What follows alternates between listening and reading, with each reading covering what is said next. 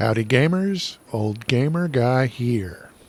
The purpose of this video is really just to tell everybody Merry Christmas because it is very early in the morning on Christmas Eve as I am making this video. I'm trying to be quiet if you can't tell. So Merry Christmas if you celebrate Christmas, and if you celebrate something else, then I wish you the very best with that. I'm not a particularly religious guy, but I do celebrate Christmas with my family. But enough about that. This is Steamworld Build. If you haven't guessed, I made a video about this game the other day showing about the first hour of the campaign and the tutorial and all that. So I'm going to show you some more footage of this game, obviously, but first I'm going to do something I don't normally do, and that is I'm going to urge you not to buy a particular game. I like this game, so I'm not talking about this game. And normally I would not buy two of the same type of game at the same time. I might buy a FPS and an RPG, but I wouldn't buy two games like this at the same time. But the other day I purchased The Settlers, New Allies, which is a game that came out, I guess, in March of this year. And I had read that it was a greatly simplified version of The Settlers, and so fans of that series were not particularly happy with it. But that did not really bother me, and it is a nice looking game, as you can see, so I decided to go ahead and pick it up, and I really was planning on making a Merry Christmas video out of The Settlers. But unfortunately it is quite unplayable.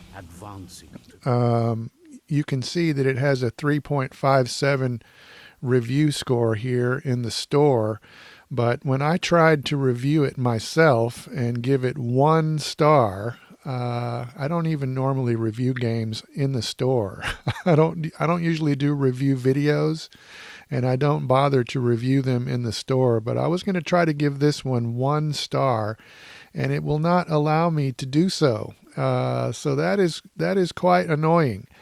And so I'm going to do another thing I don't usually do, and I'm going to try to get a refund. But from what I have read about Sony's refund policies, I am not expecting to get one, but I am going to try. But enough about that. Let's get back to Steamworld Build, because I do like this game. You build above ground, and you also delve into the underground areas. And so we're down here clearing out some space and collecting some gold. There's some gold nuggets there. There are some tools you can find. You can find chests with items in them. The sandstone requires a pickaxe, and it's telling me I don't have any pickaxes, but at the end of that previous video I constructed a pickaxe maker. So I guess they are still being made, because a little bit later on, as I was playing during this session, I clicked on the sandstone and I was able to clear it out of the way with a pickaxe. So I guess those pickaxes are still being made at this point. But I do have my shovel. There is a chest here, and when I interact with it, I will get an item. And it will also reveal another area of the underground. This is all randomly generated, by the way. There is an option when you are starting the game whether or not you want to have the underground be randomly generated. So I think it's on by default, but you can turn that off.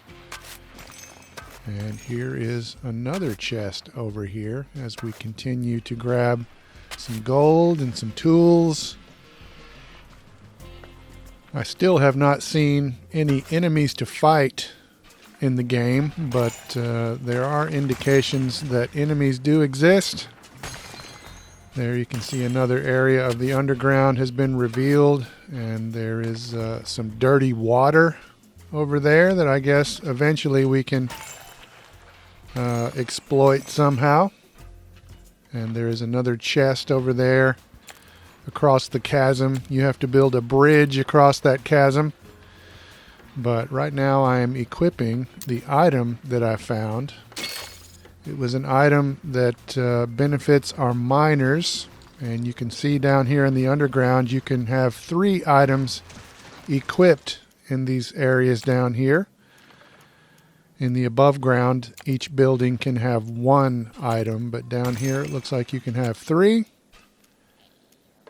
But never mind that. We found another scrap vein, but we need another workshop to actually take advantage of that. So you have to have, I guess, a workshop for each scrap extractor. So I cleared out a little more space, and now I'm putting in another workshop over here, and now I can go back over to that scrap vein and we can put in a scrap extractor.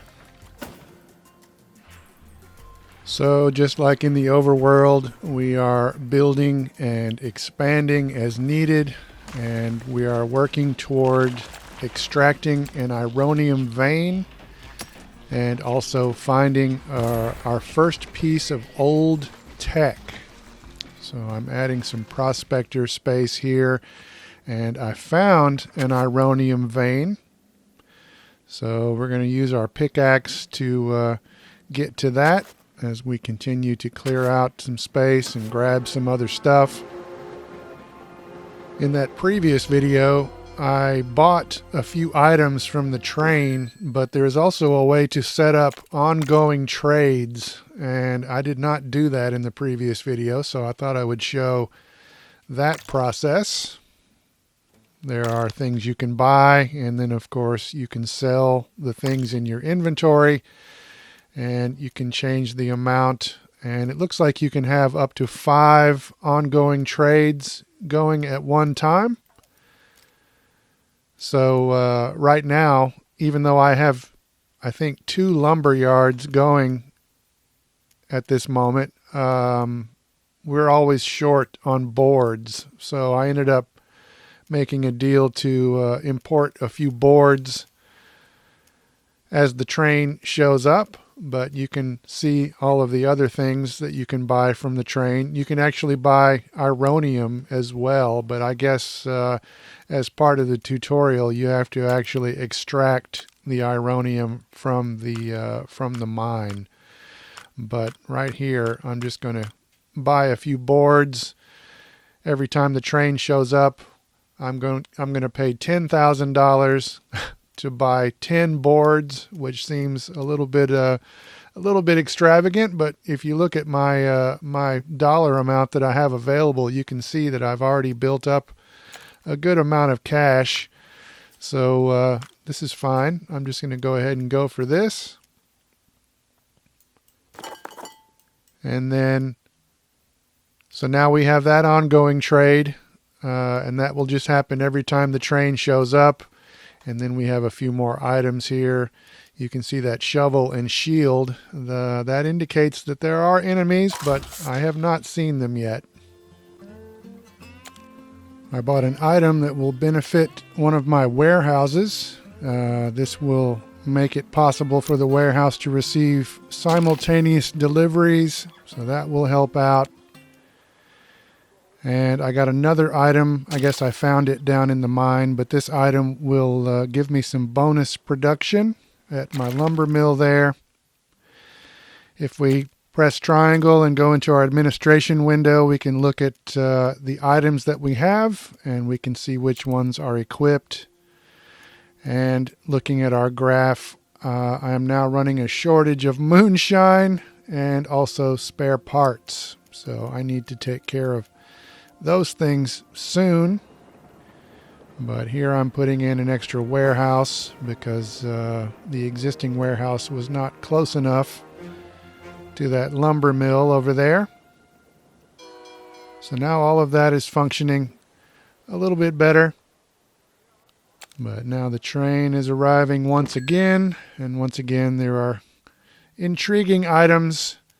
I just ended up spending $8,000 to buy 20 gold nuggets, but you can see the rifle over there on the right side. There's another indicator that there are enemies in the game, but I have not seen any sign of them yet. But like I said, our little robot citizens are requiring moonshine. Maybe they use it to clean themselves. I don't know. Maybe that's what they take a bath in.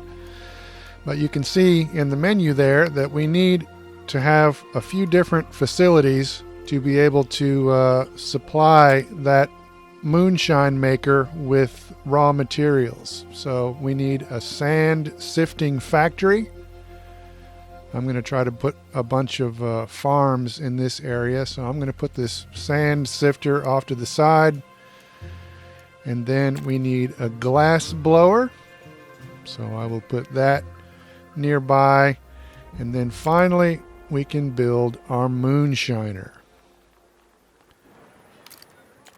We need a spare part maker also, but the train has arrived again, and once again we have some intriguing items. I went ahead and bought the sheet metal scavenging, so if I equip that down on our mechanics in the mine, then they will periodically find sheet metal, which is a resource that we would normally have to make.